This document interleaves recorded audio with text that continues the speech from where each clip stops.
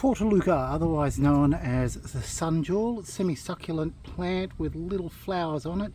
Very easy to care for and relatively easy to propagate as well as many succulents are.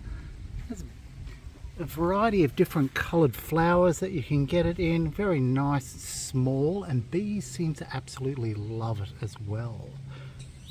Sunjewels, being succulent, are a very resilient plant, a handy one to keep if you're a little bit less attentive to your garden and want something that's nice and pretty but doesn't require much attention.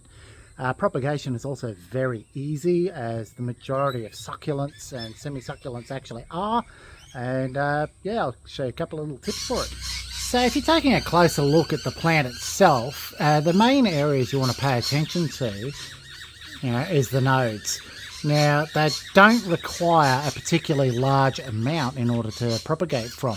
So somewhere around 2 to 4 inches is actually quite sufficient, which is a lot less than what you're getting with most cuttings. Now, you can plant them directly into potting mix or soil, or you can actually get them to grow in water as well. Either is perfectly fine, although I think in soil is probably just the way to go, because something like that doesn't really need a hell of a lot of attention. But if you want to see those roots start to form, in water's the way to go in that case. However, generally what you want to do is, once you've done a cutting of them, give them a little bit of time to sort of dry off. Creates like a callus on it, and that will prevent rotting. Another way to assist, if you're a little bit more impatient, is a little bit of rooting hormone on it.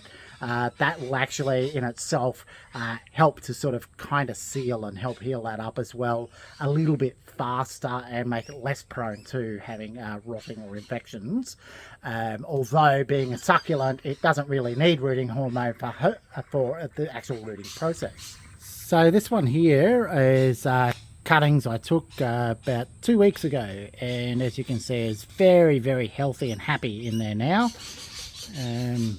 Here's another one, same age, and then here is another one that I went a little bit overboard with the cuttings and just went like all out with it, and it also is extremely happy. This one is probably going to not take very long before it gets to the point that it's going to be overgrown like my other one. So there's a very pretty little easy to care for plant that you can propagate massively if you really want to. Bees and your pollinators absolutely love the tiny little flowers. A couple of different colors you can go with to make some nice decorations in your garden, and there you go. It just goes to show just how simple some of the propagation and care can actually be. And even if you've got a black thumb, you can actually get yourself a very pretty, nice little garden happening with flowers and some of the non-edible stuff, which it's actually good to, actually expand your garden with. So outside of that, I hope this has been useful to you and you've enjoyed this one. Please subscribe and keep on growing.